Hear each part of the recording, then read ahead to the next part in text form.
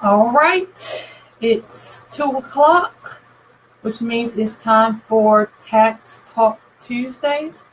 And I do this every Tuesday at 2 o'clock. I come to you, I bring you information on taxes and how I feel that it can benefit you. So I'm really excited today because I get to talk more about why I feel now is a perfect time, perfect opportunity, or great time for you to be in business, considering that the Tax Cuts and Jobs Act passed obviously in December. And I see a couple of people have joined. I see Brent has joined and Kawan has joined, Carl Brown. If you guys can hear me, if you could just let me know you can hear me, that would be so helpful. I'll go ahead and get started. If you can just let me know you can hear me, because I have some really great information that I want to share with you guys today. Okay, I see. Can you just say hello, drop your name? Okay, I think you guys can hear me. So I'm going to go ahead and get started. So before I get started, though, I want to talk about, because it's Black History Month, I want to take 2 minutes and honor a historical Black entrepreneur. And last week I honored Madam C.J. Walker. Today I'm choosing to honor Reginald F. Lewis. For those of you who do not know who he is, he was actually born in Baltimore. He was the richest Black man in the 1980s. He also was the first African American to build a billion-dollar company. The name of that company was Beatrice Foods. But more importantly than him actually being a business owner, he did a lot of philanthropy work.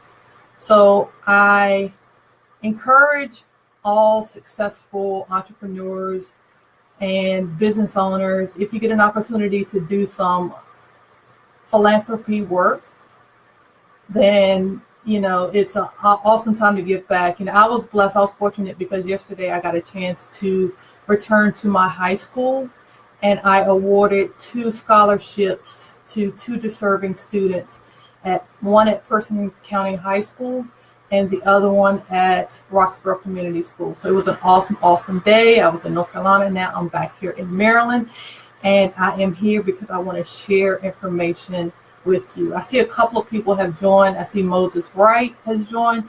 I see Anthony Stewart. If you ever need a financial planner, Anthony Stewart, he is such an awesome financial planner, life insurance guru. Anthony, if you get a chance, please drop your information in the comment section so people can contact you. Also see Carl Brown. I will be with Carl on Thursday. We are doing the small business report together. I'm really excited about being on that show and really just getting another opportunity to share some of the information. See, Donnie Pippin has joined. Also, like I said, Brent Simpson, he's a great business strategist. If you want to sit down with somebody that can actually take your business from one level to the next level, Brent Simpson is with Old Vision Enterprises. Brent, when you get a chance, please drop your information in the comments section. Okay, so let's go ahead and get started. I'm going to do a brief recap of, you know what? I need to tell you guys who I am. Sorry. For those of you who don't know, my name is Beverly Winstead. I am a tax resolutions attorney. I help people that have may owe IRS some money. I help to negotiate settlements with the IRS. Or if you have a dispute with the IRS and want to take them to tax court, I'll represent you in tax court. And if you're being audited, then I can represent you in an audit. So recap from last week. Last week, I broke down part 1 of what I call why it's now a good time to be in business. And I talked about the various flow-through entities. I talked about the difference between a flow-through entity as well as a corporate C corporation. And if you didn't get a chance to watch that, go back and watch that, because I break down what the various flow-through entities are. And flow-through entities are sole proprietors, LLCs, partnerships, S corps. The reason why it's important that you know what they are is because under this new tax bill, you can qualify to get an additional 20% deduction if you are structured as one of those entities. So, and I'm going to talk about that a little bit today, but there are certain qualifications and some restrictions. Again, if you didn't get a chance to hear it last week, go to my Facebook page. It's on that. Today I'm going to talk about, I want to give you three reasons why I believe it's beneficial now to be a business owner. Okay, let's start with the first reason. The first reason is that I believe you're going to pay much lower taxes if you are a business. All right. So I'm going to give you an example. I'm going to give you an example. Let's say you are a employee making $100,000. Okay. You can only be really an employee or independent contractor, all right, if you're working for somebody else. So for a long time, I actually advocated to people that would come to me, particularly when it came down to, I would say, tech, a lot of computer science people that may go out and get a contract.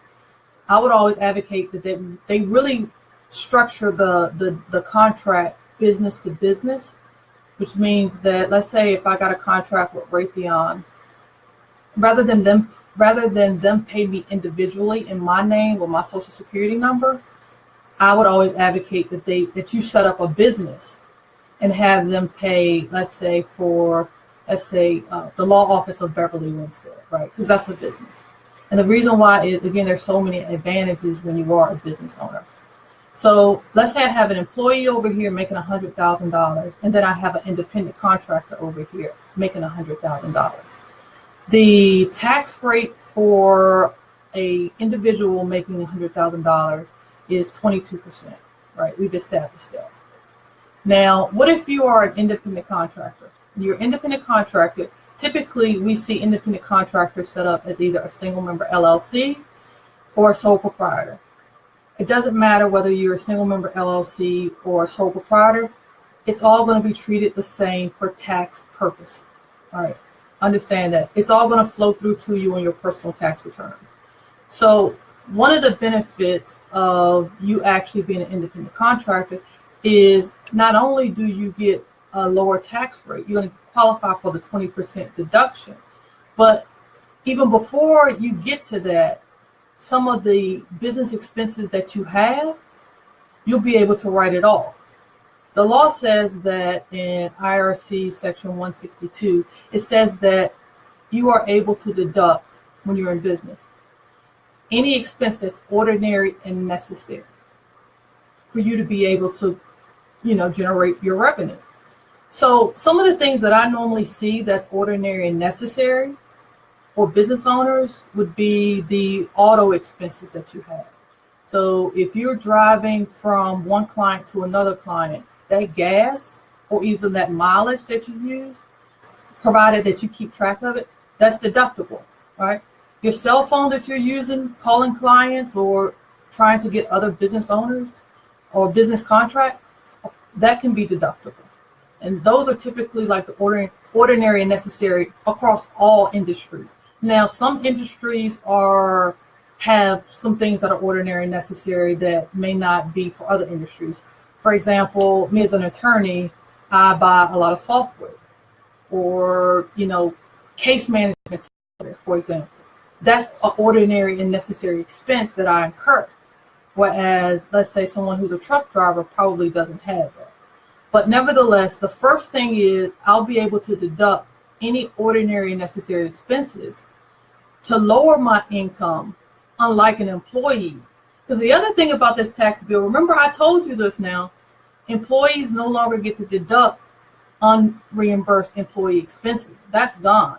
So let's say I think this is going to hurt salespeople, because a lot of salespeople, they get paid as W-2s, but they spend a lot of time traveling from one location to the next location, and they don't get reimbursed for that mileage.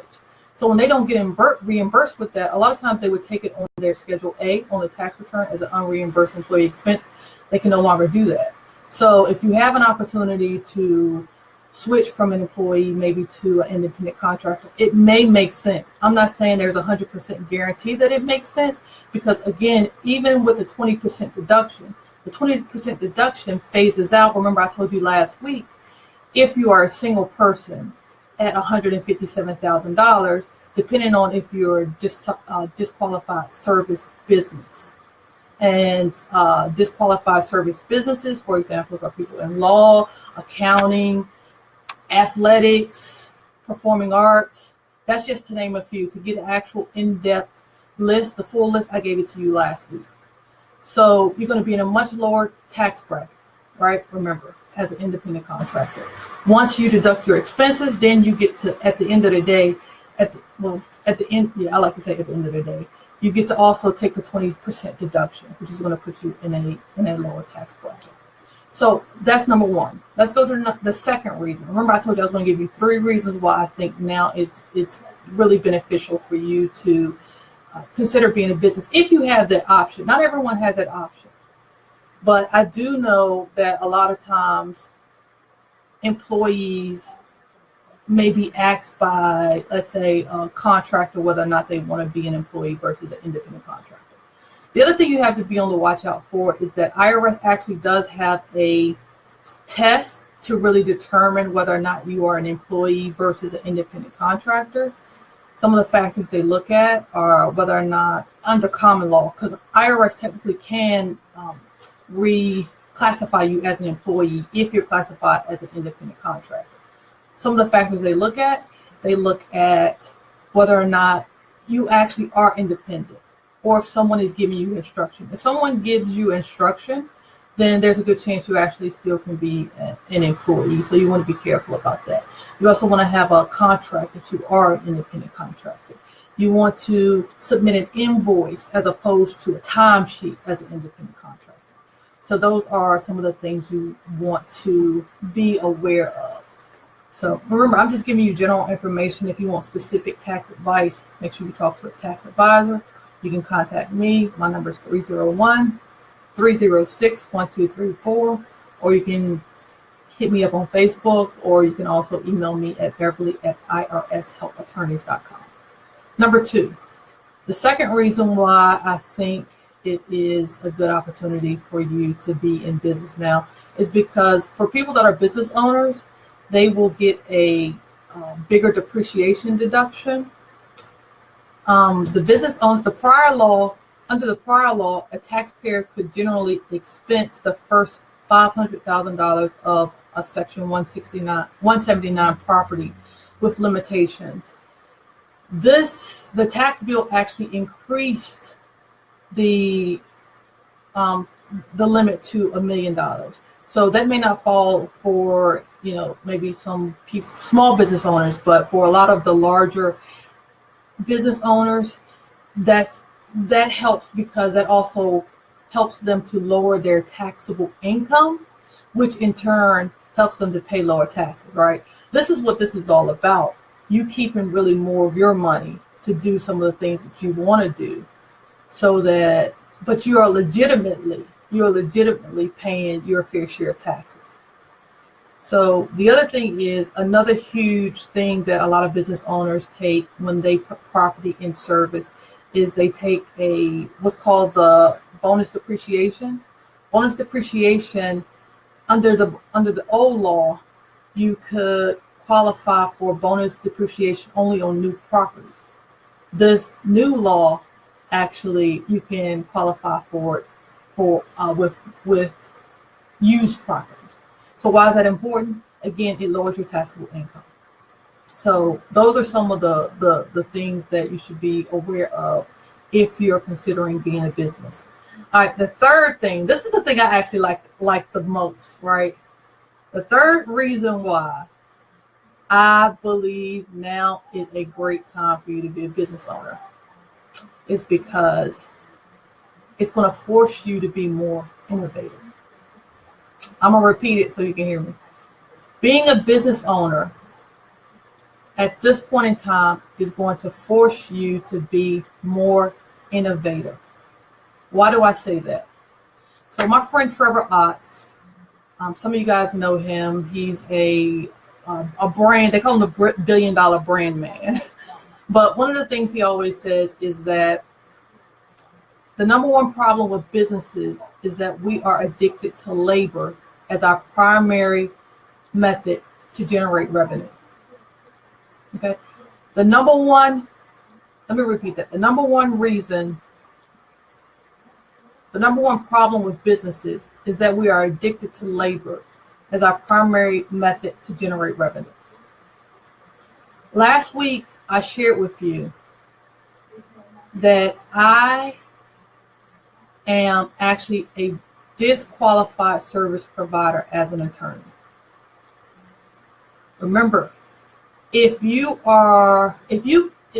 overall arching principle with this new law is that if you generate your revenue through services, through your reputation, through your skill, is that you will be disqualified for taking a 20% deduction if you are a pass-through entity. Pass-through entities, sole proprietor, LLCs, S corps, partnership. If you are one of those and you generate more than $157,000 as a single person, $315,000 as a married person, then you begin to phase out of the 20% deduction. So one of the strategies that you have to do now is stop generating so much revenue through services. You now have to develop products because there's no cap on when you have products.